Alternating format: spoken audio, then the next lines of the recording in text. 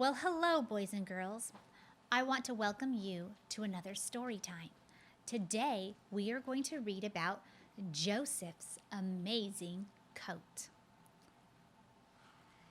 Jacob lived in the land of Canaan. He had 12 sons. One of his sons was named Joseph. You know what? My husband's name is Joseph. Of all his sons, Jacob loved Joseph best. When Joseph was 17, Jacob made a fancy coat for him. Doesn't look like the brothers are too happy that Joseph is the favorite. Joseph's brothers were jealous. They would not speak a kind word to him. That must have been very hard to grow up with brothers not being kind to you. One night, Joseph dreamed that he and his brothers each had a bundle of wheat. Joseph's bundle stood up, and the others bowed down to it. That was a dream he had. Do you have dreams? Joseph also dreamed that the sun and moon and 11 stars bowed down to him. Do you see the sun and the moon and the stars? Joseph was dreaming that they bowed to him. Joseph's dreams made his brothers angry. Do you really think you are going to rule over us? They asked. Oh, if they were mad before, they are madder now. One day the brothers were working in the fields. They saw Joseph coming. "Here comes the dreamer," they mocked. "Let's teach him a lesson." Joseph's brothers tore off his fancy coat. Then they threw him into a very deep pit. Soon some traders came along. They were on their way to Egypt. The brothers sold Joseph to the traders for 20 pieces of silver. The traders put Joseph in chains. They took him to Egypt to be a slave. He must have been so very frightened and scared. He must have felt alone. Joseph's brothers rubbed goat's blood all over Joseph's coat.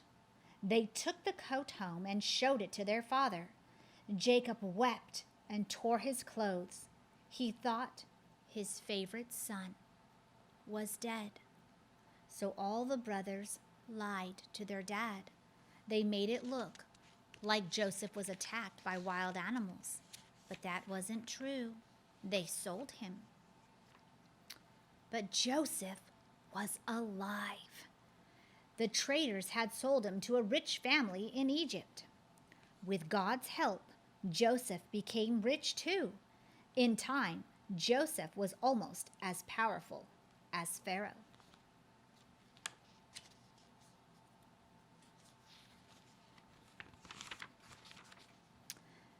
God gave Joseph a special gift. He could see the future through dreams. Pharaoh had 2 strange dreams. He told them to Joseph. In the first dream, 7 thin ears of grain swallowed 7 fat ears of grain. In the second dream, 7 skinny cows ate 7 fat ones. Do you see the skinny, dried out grain? And here we have the plump grain. The skinny grain devoured the plump grain. And the skinny cows devoured the fat cows. And you know what? The skinny cows still looked skinny in the dream.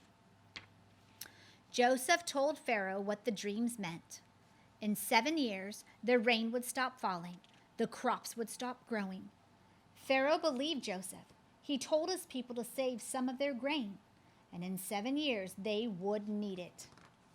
And Joseph was right. Years later, the rain stopped falling, the grain stopped growing. Thanks to Joseph, the Egyptians still had food. but people from other lands had none. A hungry family from the land of Canaan came to Egypt. They bowed down to Joseph. The men were his brothers. The dreams Joseph had when he was 17 had come true.